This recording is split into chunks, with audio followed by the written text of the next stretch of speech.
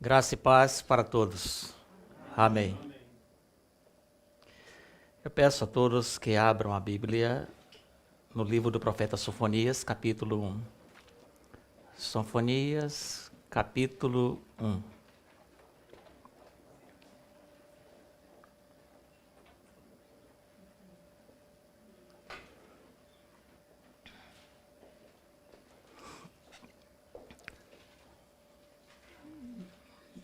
Depois de acharem, mantenham a Bíblia aberta durante todo o sermão.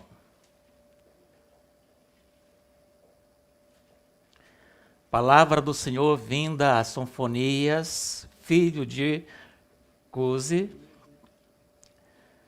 filho de Gedalias, filho de Amarias, filho de Ezequias, filho de Josias, nos dias de Josias, filho de Amon, rei de Judá. Inteiramente consumirei tudo sobre a face da terra, diz o Senhor. Arrebatarei os homens e os animais, consumirei as aves do céu e os peixes do mar, e os tropeços com os ímpios. E exterminarei os homens de cima da terra, diz o Senhor.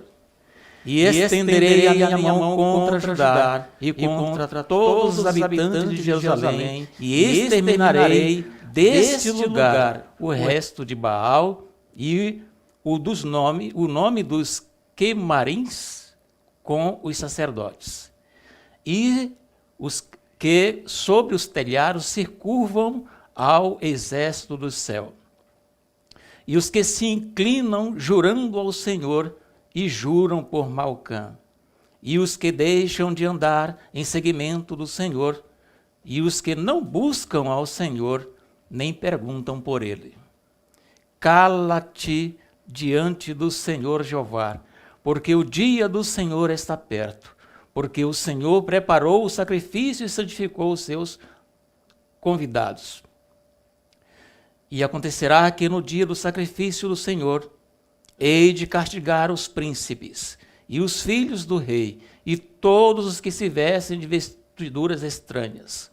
Castigarei também naquele dia todos aqueles que saltam sobre o umbral, que enchem de violência e enganam a casa dos seus senhores. E naquele dia, diz o Senhor, far-se-á ouvir a voz do clamor, que desde a porta do peixe, e o uivo desde a segunda parte, e grande quebranto desde os outeiros. Uivai, vós moradores de Mactés, porque todo o povo de Canaã estará arruinado, todos os carregados de dinheiro serão destruídos.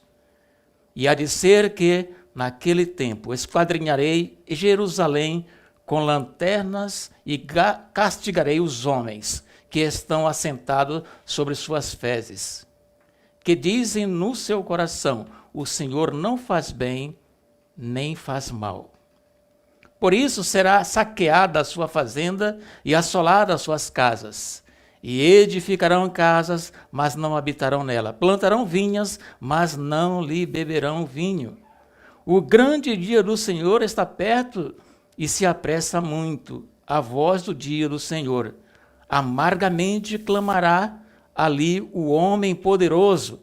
Aquele dia é um dia de indignação, dia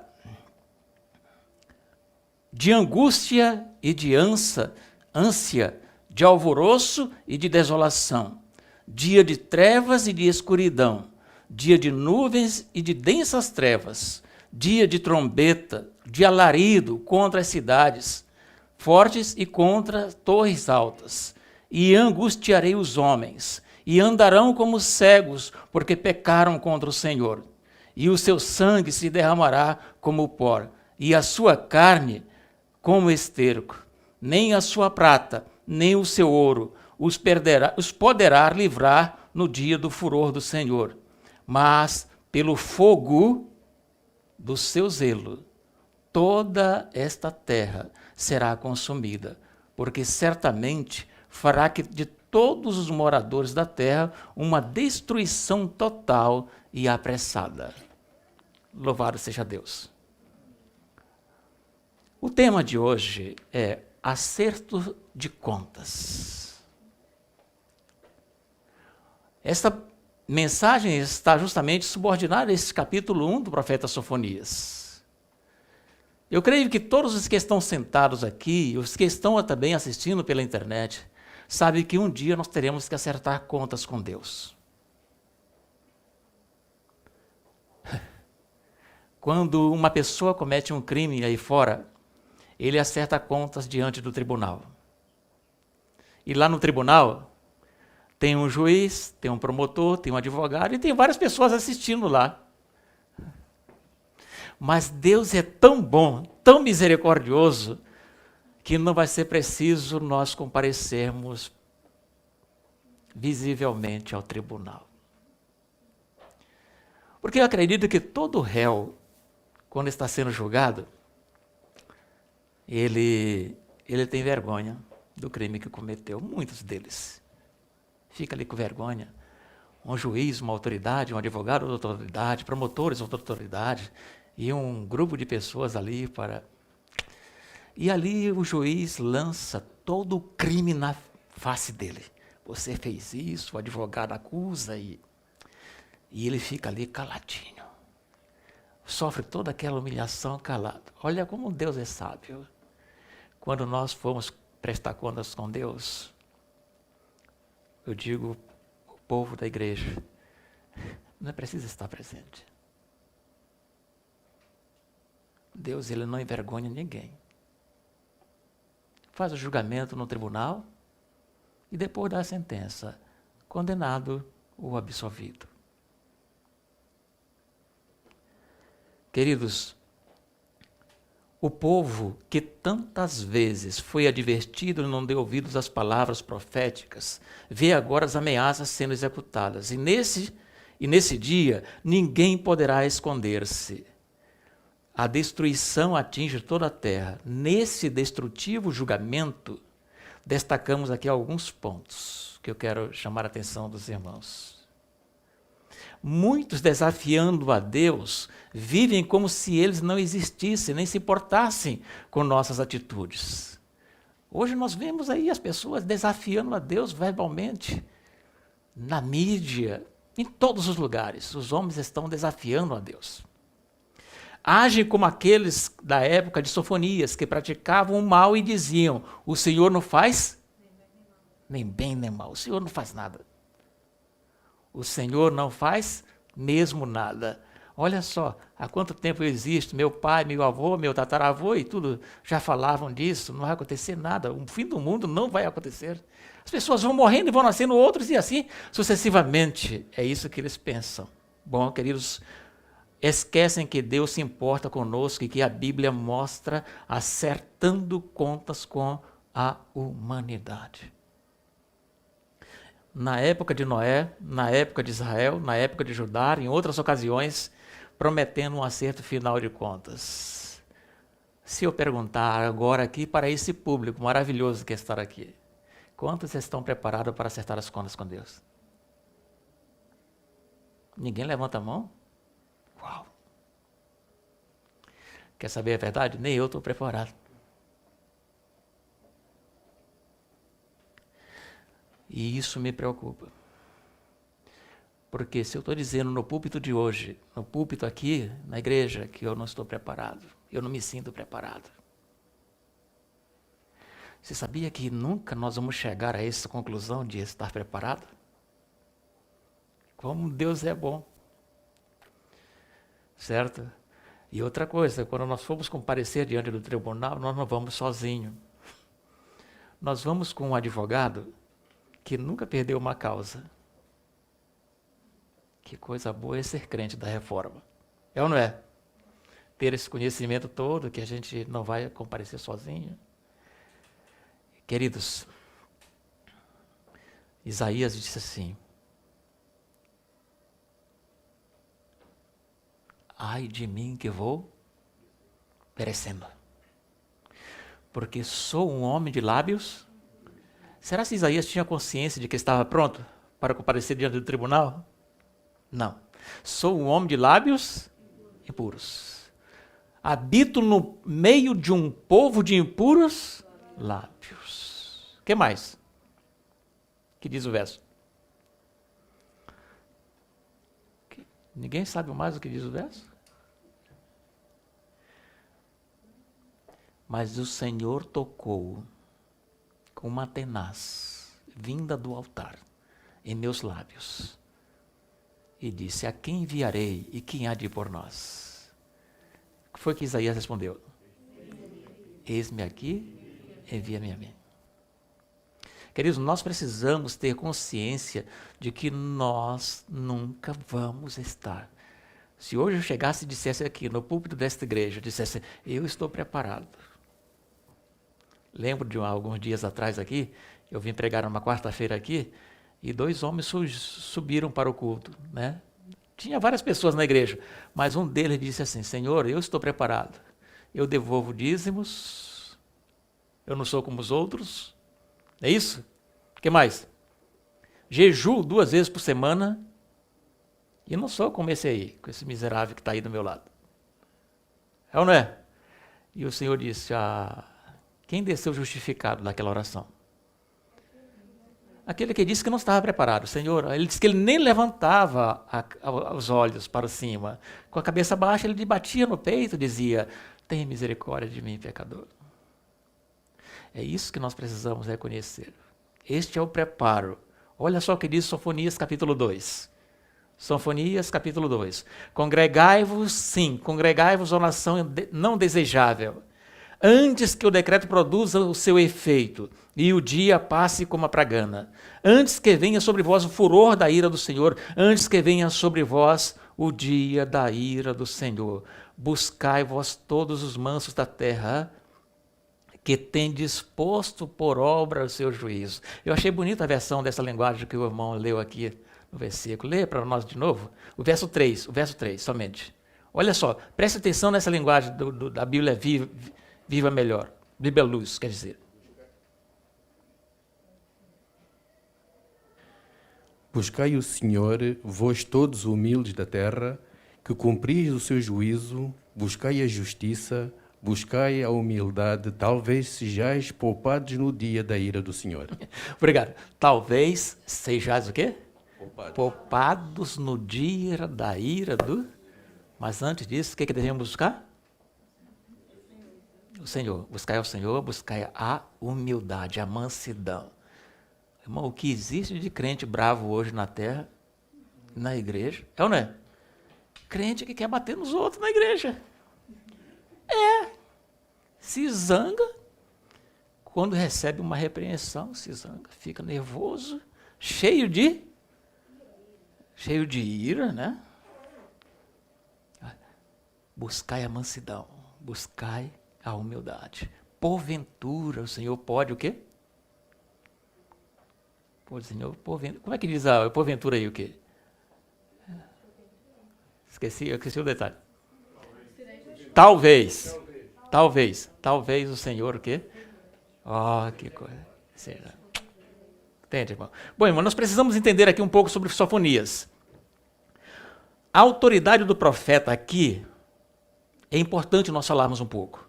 O profeta Sofonias apresenta 3 importantes mensagens. Nós destacamos aqui um ponto importante nessa mensagem. Em primeiro lugar, a autoridade do profeta. A palavra do Senhor veio a Sofonias.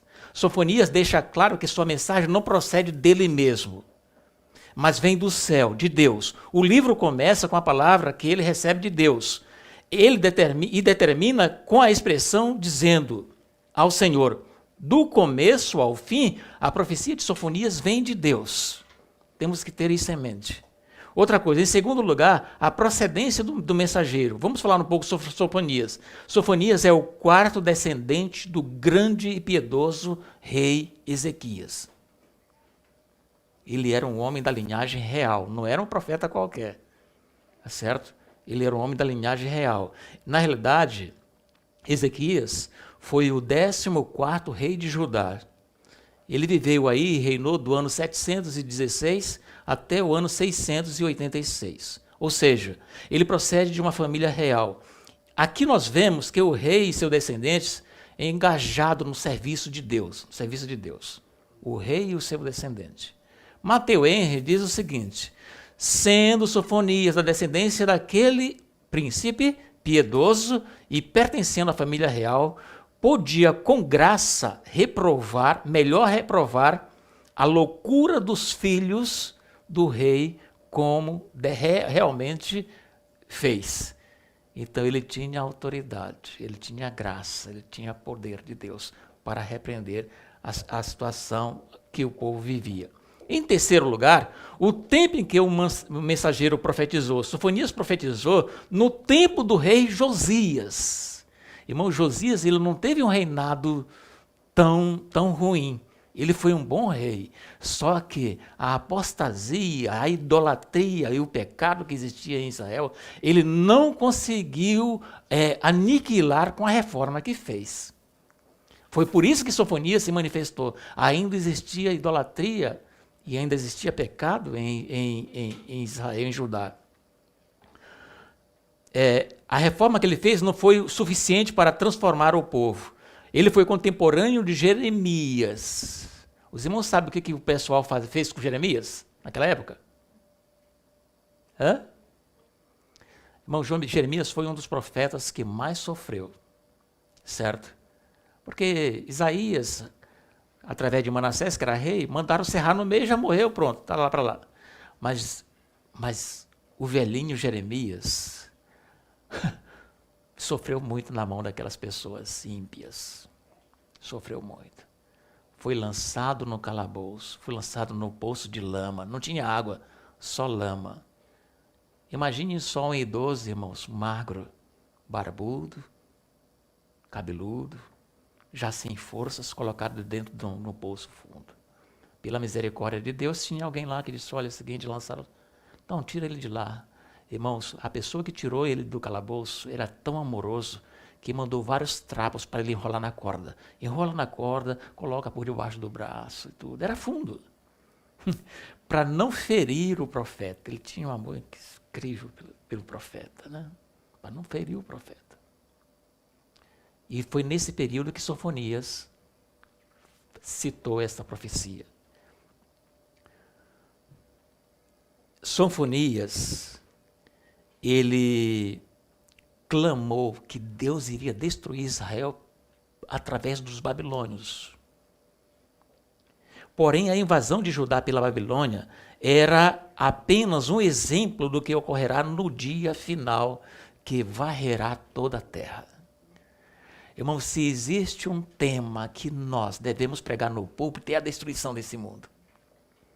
Porque hoje, a mensagem de amor, de graça, não está tendo efeito. Os irmãos sabem disso, né?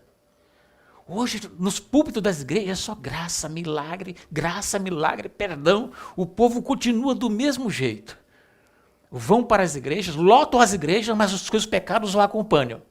Tá certo? Olha, como diz o profeta Isaías no capítulo 4, como é que diz? Nós comeremos do nosso pão, eu vou para a igreja, mas eu vou comer do meu pão. Vou o quê? Vou o quê? Exatamente, eu vou vestir o que eu quero, a minha roupa, né? A roupa que eu quero, está lá escrito, está desse jeito escrito. Eu não vou comer essa comida, eu não vou comer não vou vestir essa roupa, eu vou vestir a minha. Então somente eu quero ter o nome de Cristo, eu quero ter o nome de cristão. Tá certo? É ou não é? Não serve. Não serve. Então o que acontece hoje no nosso mundo? Eu acho muito bonito quando Sofonias diz que a terra vai ser destruída. Certo? Isaías diz que a terra vai ser destruída. Jeremias diz que ficarão como esterco sobre a terra. A gente precisa mudar o foco das nossas pregações, porque... Sabe, irmão, Natan disse para Davi: tu é este homem. Isaías disse para Zedequias, foi Isaías? Isaías que disse: tu vais morrer. Põe a tua casa em ordem, porque tu vais morrer. Sabe o que Zedequias fez? Se virou para a parede, começou a chorar.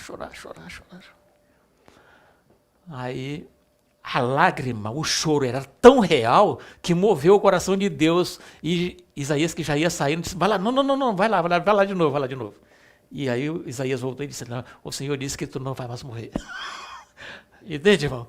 Eu acho que nós precisamos passar pela experiência desse rei. Tá entendendo? Porque está muito fácil hoje ser cristão, está muito fácil hoje ser... A gente não se move mais com as pregações. Não se move mais com a pregação. Eu tenho muitos livros. Eu leio a história dos reformadores, eu leio a história de Charles Spurgeon, ele pregando para 5.000 pessoas. E o sermão que ele pregava, as pessoas iam lá chorando, aceitando a Cristo como Salvador. Moody pregava, as pessoas iam lá. Hoje a gente faz sermões e sermões e o coração do povo continua do mesmo jeito. Vocês não estão entendendo como é que está a situação hoje? Sofonias, ele pregou dizendo, o Senhor vai destruir o homem, que mais? Os animais, que mais? Os peixes, o que os peixes têm a ver? Está lá escrito, os peixes vão ser destruídos, as árvores vão ser destruídas, o homem vai ser destruído, certo? Tudo vai ser destruído. Tudo vai ser destruído. Aqui diz o seguinte, queridos, assim como no passado o dilúvio foi universal. Falar sobre o dilúvio, essa semana eu fiz um estudo com um jovem, universitário, lá do Porto. E eu perguntei para ele, você crê na Bíblia? Ele disse, creio. Você crê na história do dilúvio? Aí ele disse, mais ou menos.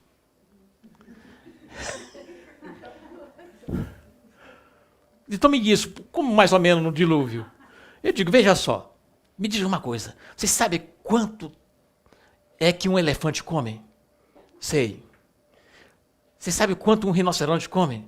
Come. Você quer me dizer que tinha comida suficiente para aqueles animais passar todo o tempo? Ele disse, tinha, claro que tinha.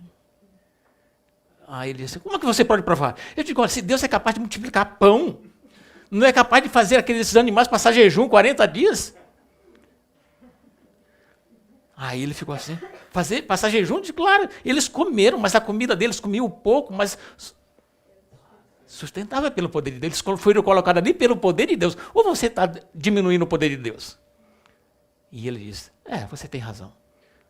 Agora já queria no dilúvio totalmente. Se Deus colocou os animais ali, ia deixar passar fome, ou morrer de fome? Ou então ia faltar comida para eles? Jamais. Todos saíram com vida dali daquela arca, né? Eu quero dizer para os irmãos que as pessoas estão duvidando, não creem mais no poder de Deus. Não creem mais. Olha só, irmãos, essa calamidade foi tão terrível quanto o dilúvio. Os seres irracionais, animais, aves, peixes, bem como os seres racionais, os homens, todos serão atingidos por esse grande julgamento divino. Assim escreve o profeta, consumirei os homens e os animais, consumirei as aves do céu e os peixes do mar, e as ofensas com os perversos, e exterminarei todo o homem sobre a face de toda a terra, diz o Senhor. Esse é o tipo de mensagem que nós devemos ouvir hoje. Não é para o homem vir, irmãos, com medo para a igreja, mas temos que fazer alguma coisa para abalar o coração do homem. O homem está pregando muitas coisas, a gente olha na internet, os pregadores, irmãos, não pregam juízo, não pregam que o mundo vai ter fim. Irmãos, no ano 2000, 1999, na passagem do ano 2000, eu era bem jovenzinho naquela época, mas eu tinha um temor a Deus tremendo, pensando que Jesus viesse no ano 2000. Naquele tempo, a igreja cantava assim, breve virá, breve Jesus voltará.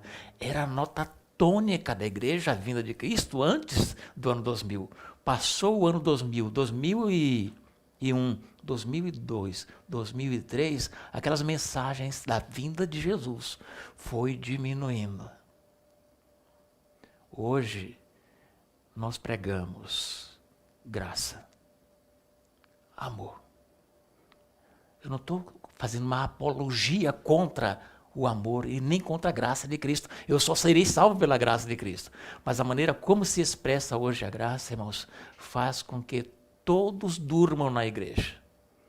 Cristo já morreu, é a graça que vai ser salva, não é pelas obras.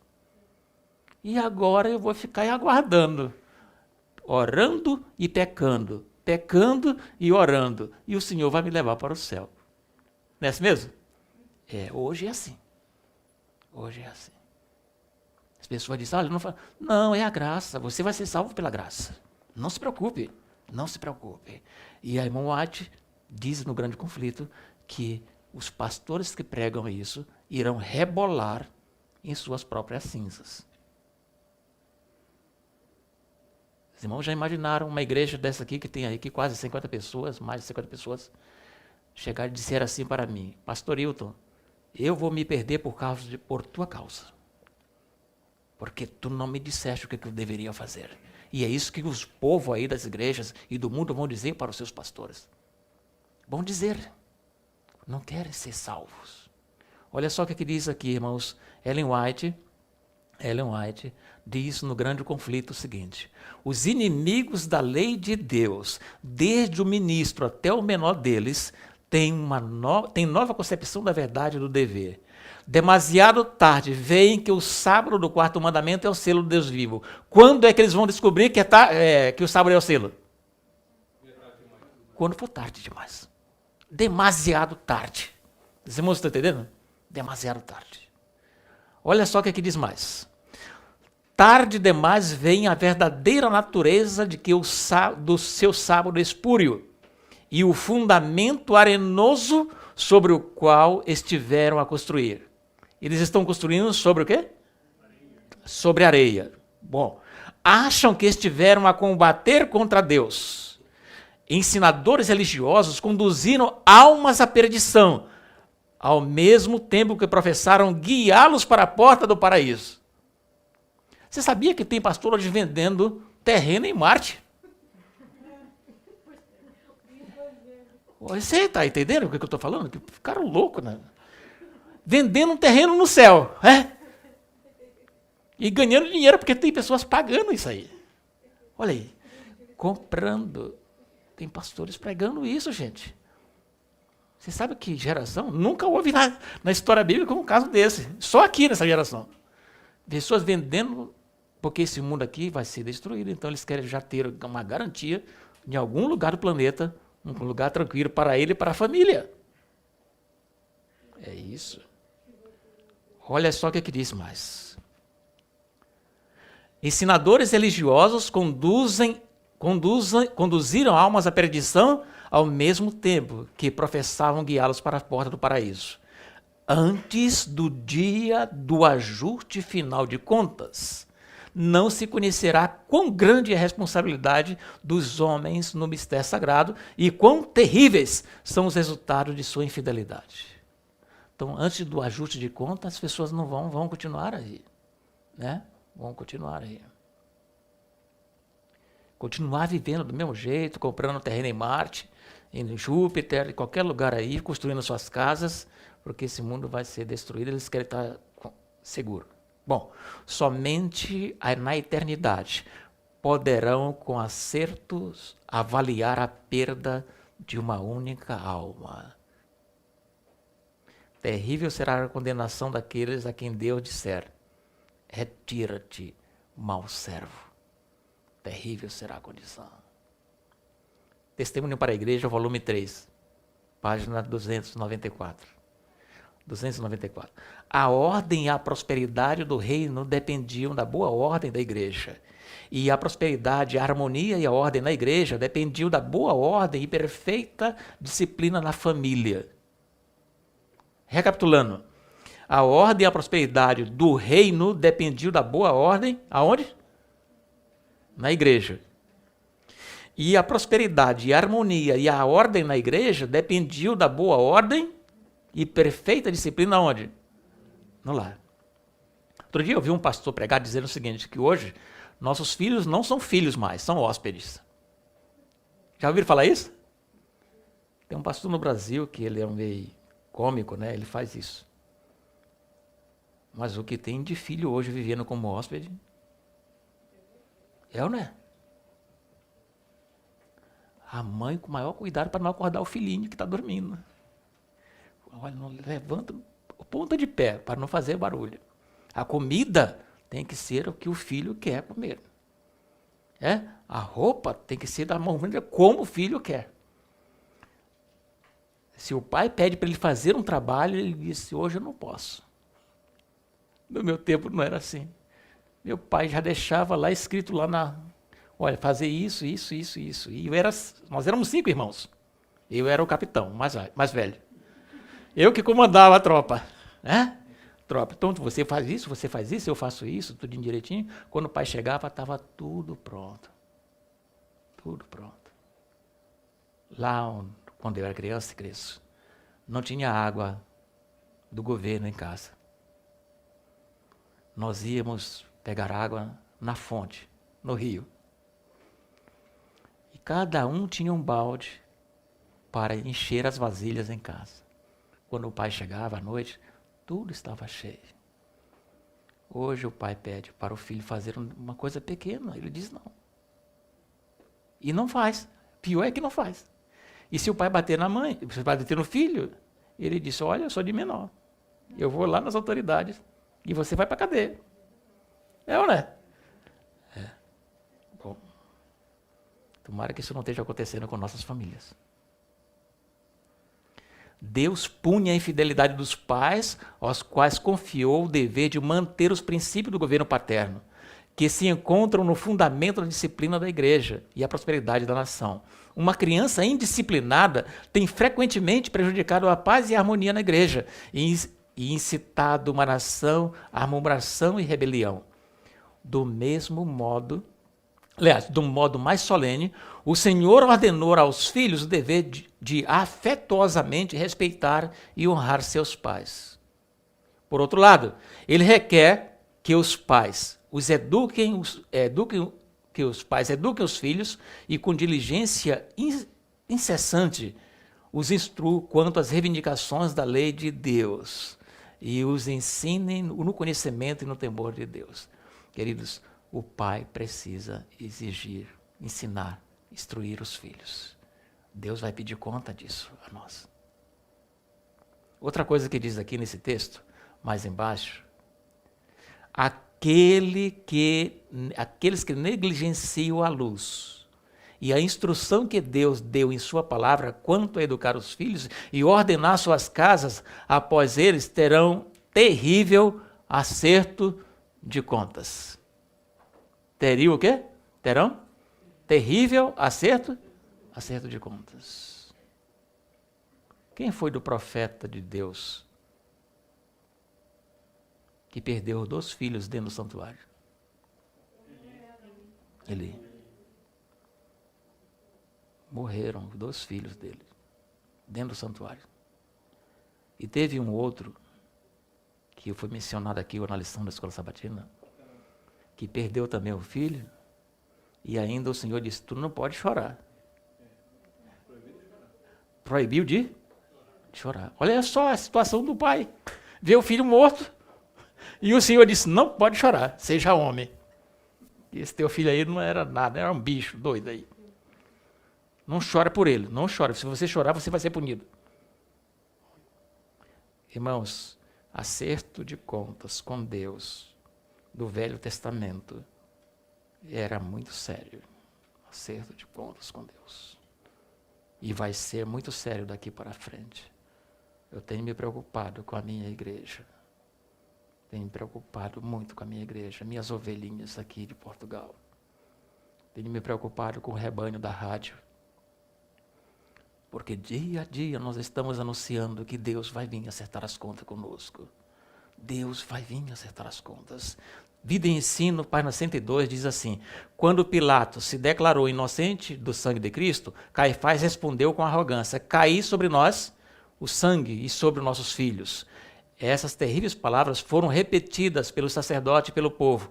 acabaram de pronunciar tremenda sentença sobre si mesmo, uma terrível herança para a sua posteridade. Isso se cumpriu literalmente nas dramáticas cenas de destruição de Jerusalém, cerca de 40 anos mais tarde. Literalmente, tem se cumprido na dispersação, no desprezo e na opressão a que estão sujeitos seus descendentes desde aquele dia. Mas, duplamente literal, quando o acerto final de contas vier. Sabe por quê? Porque quando chegar esse acerto aqui, aquelas pessoas que disseram cair sobre nós o sangue vão estar vivos e não vão poder morrer. Eles vão ajoelhar diante das montanhas, das pedras e dizer: caia sobre nós e nos esconde da face daquele que está no trono. Então, por isso que aqui diz duplamente literal, quando o acerto de contas vier. O cenário então será mudado. Jesus virá em chama de fogo, tomando vingança com os que não conhecem a Deus. Dirão eles, então aos montes e rochedos, cair sobre nós e escondermos da face daquele que está sentado sobre o trono. Queridos, na meditação de 1959, diz, página 88 e 89, aqueles que se unem à igreja, mas não se unem ao Senhor, a seu tempo será revelado o seu verdadeiro caráter. Há pessoas que se unem à igreja, mas não se unem ao Senhor. Lembra, ainda há pouco eu falei aqui que Isaías... As pessoas que se unem à igreja e não se unem ao Senhor é aquele que diz assim: eu não como dessa comida e não visto dessa roupa. Eu quero fazer a minha vontade. Olha só o que diz. Diz aqui: pelos frutos conhecereis o precioso fruto da piedade, temperança, paciência, bondade, amor, caridade, não apareça em sua vida. Aquilo que eu falei, tem crente muito zangado na igreja hoje. Qualquer coisa se zanga. E outra coisa, depois que zangar, não quer vir à igreja. É ou não é? Não quer vir à igreja. Olha só o que diz aqui. Não aparece a caridade, não aparece o amor, não aparece a bondade, não aparece a paciência, não aparece a temperança. O que é temperança? O que é temperança? Quem pode me dizer o que é temperança? Domínio próprio. Domínio, equilíbrio. Bom, olha só o que diz mais. Produzem somente espinhos e abrolhos. Deus é desonrado perante o mundo por tais professadores. Satanás sabe que eles são seus agentes que atuam por não apresentarem uma mudança no coração. Quem não apresenta a mudança no coração são agentes de Jesus ou de Satanás? Satanás. Quem não apresenta caridade, que não apresenta paciência, que não apresenta mansidão, que não muda, são servos de quem? São agentes de Satanás para perturbar na igreja. Certo? São agentes. Olha outra coisa que diz, curioso aqui que diz. Que contas terão de prestar no dia do acerto final os que professam guardar os mandamentos de Deus, ao passo que sua vida contradiz a crença que têm, porque não produzem os frutos preciosos. Queridos, como eu falei há pouco, nós estamos preocupados com a nossa vida. Eu estou preocupado. A mensagem de Sofonias é uma mensagem que se aplica a Israel, a Judá, mas ele também fala da nossa geração, que vai acontecer. Deus vai vir para prestar conta conosco e nós precisamos prestar conta com Deus. Então eu quero dizer para os irmãos que nós precisamos fazer uma avaliação de nossa vida. Como é que está a nossa vida com Deus? Depois que entrou a mídia, a espiritualidade da igreja desceu muito. Quer ver uma coisa, irmãos? A maioria das pessoas hoje, tanto jovens como adultos, quando acorda, a primeira coisa que pega é o quê? Antigamente, não. Eu vim de uma era que não tinha telemóvel. A primeira coisa que a gente pegava era a Bíblia, o Espírito de Profecia, a lição para estudar. Passávamos horas estudando. aquele verso, de madrugada me busca e me acharei, os que de madrugada me buscarem me acharão, era cumprido na época da igreja. O pessoal buscava Deus de madrugada, estudava a lição de madrugada. Tinha gente que não precisava marcar a lição. Ele decorava tudo. Decorava tudo na lição. Sabia verso por verso. Hoje, irmãos, a primeira coisa que pega é o telemóvel. Aí tem lá WhatsApp, Instagram, Facebook, Twitter, o que mais? Nossa, irmãos, tanta coisa, certo? E isso é a semana toda. Não pega na palavra, não pega na palavra. E os irmãos perceberam que os dias hoje estão mais curtos? Quando a gente pensa que não, já chegou sábado. Pensa que não, já chegou sábado. E os anos estão cada vez correndo mais. E a porta da graça está cada mais tempo fechando. E Cristo disse que vai vir buscar o seu povo. Então eu quero fazer um apelo aqui, irmãos. Vamos desligar o telemóvel. Desliga isso, desliga isso. Desliga o computador e pega a Bíblia. Outra coisa, irmãos. As pessoas pegam um aparelho desse aqui e vai ler a Bíblia. Tem tudo aqui. Só que aqui, tem ligado aqui, tem Instagram, tem WhatsApp, tudo. Na hora que ele está lendo, vem uma mensagem. E é impossível ele não olhar quem está mandando a mensagem. É ou não é? E isso tira o quê? Tira a concentração. Eu sou extremamente contra a pessoa dizer que vai fazer ano bíblico ou então estudar a Bíblia nesses aparelhos. Porque isso aqui não tem controle. Não tem controle. E quando a gente vai falar com Deus, vai falar com Deus. Está lá. Outra coisa. A pessoa se ajoelha para orar a Deus e o telemóvel toca. O telemóvel toca. Ele está preocupado quem é que está ligando. O pensamento tira de Deus e lá no telemóvel. Então ele termina a oração dele mais rápida para atender o telemóvel. Desliga esse aparelho na hora que tu for falar com Deus, irmãos. Ou então bota no silencioso e bota lá na casa de banho.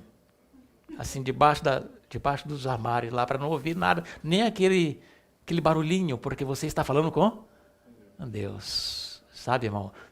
Um homem chamado George Whitefield. Ele estava orando na casa dele. E chegou a rainha da Inglaterra na casa dele.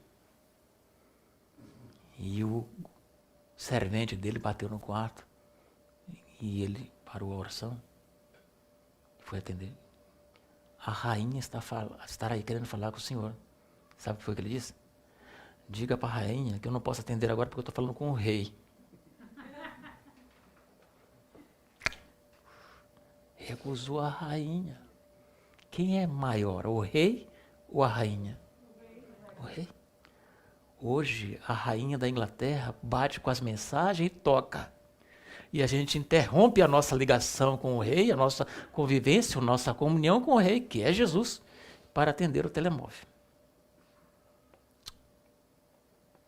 Nós temos que lutar hoje muito mais do que há 40 anos atrás. Hoje está muito mais fácil da pessoa pecar. Hoje está muito mais fácil da pessoa tirar a mente das coisas de Deus. E eu quero uma igreja, irmãos, preparada. Vamos nos preparar. Irmãos, vocês que são jovens, olha aqui, ó, eu fiquei contente aqui, ó. Olha aqui uma jovem aqui com a Bíblia na mão. Outro jovem com a Bíblia na mão. Quem está com a Bíblia na mão dos jovens? Dos jovens. A irmã também está com a Bíblia na mão. Olha, parabéns. Parabéns. Outro jovem com a Bíblia na mão. Quem que está? O resto tudo é telemóvel. Deveríamos criar um sistema assim, uma disciplina, uma exclusão, qualquer coisa para não usar telemóvel na igreja. Porque isso tem tirado as coisas, pessoal. Hoje eu estou contente. Toda a gente está prestando atenção na minha pregação hoje. Mas tem igreja que eu vou, que eu seleciono as pessoas que prestam atenção na pregação, porque a pessoa está lá no telemóvel. E o tempo de graça está passando. Irmão, Sofonias diz o seguinte, quero concluir com esse com esse pensamento aqui. Olha só. E versículo 17 do capítulo 1, eu quero findar com esse texto. E angustiarei os homens, e eles herdarão como? Cegos, porque pecaram contra o Senhor. O seu sangue derramarei como pó, e a sua carne como esterco.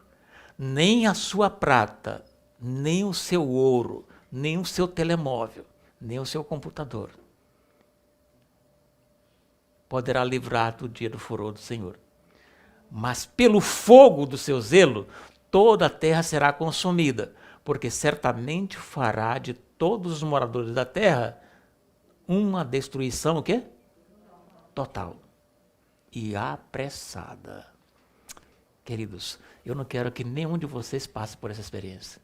Eu estou lutando para não passar. Mas o diabo quer me levar para lá. Quer ou não quer? Quer. O diabo quer, porque ele vai passar, ele já sabe, já está dentro desse quadro aqui. Ele quer, quanto mais número ele tiver, melhor para ele. Eu já estou perdido mesmo. Ele diz assim, eu já estou perdido mesmo, o que vai me adiantar? Eu tenho que perder mais gente. E o foco dele é o remanescente. O foco dele é o quê? É o remanescente. Nas outras igrejas estão lotadas. 5.000, 10.000 igrejas, mega igrejas que existem por aí. Ele não está preocupado com aquele, ele está preocupado com esse povinho aqui. Tá certo? É com esse povinho. Queridos, eu não sei quando é que eu vou voltar a pregar nessa igreja novamente. Mas eu queria pedir para vocês, esqueçam o telemóvel na hora da comunhão com Deus. Desliguem.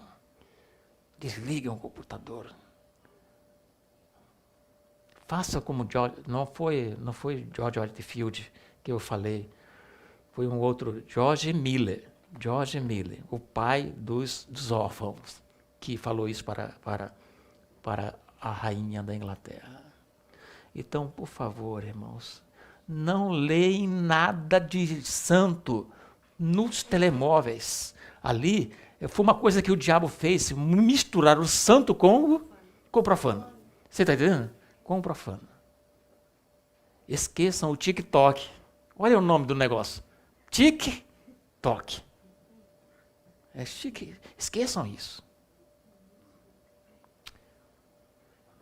O nosso TikTok tem aqui, irmãos. É esse. É isso aqui. É que tem que tocar o nosso coração. É isso aqui que tem que fazer o TikTok diariamente. Esqueçam isso. Sofonias tinha razão. O mundo vai ser destruído. Nós precisamos avisar o povo que o mundo vai ser destruído. E a melhor forma de avisar, irmãos, é vivendo o puro evangelho que está escrito na Bíblia. Que Deus abençoe a todos. E vamos nos preparar, tá bem? Eu espero que ninguém saia daqui chateado com a mensagem de hoje. Porque os crentes não podem se zangar com a mensagem do pastor. Quero que todos saiamos daqui alegres, e dizer, vou reformar a minha vida, porque eu quero ir morar com aquele pastor no céu. É ou não é? É, sim, nós vamos morar no céu e teremos um povo puro e santo. É o que diz a Bíblia. Que Deus abençoe a todos. Amém.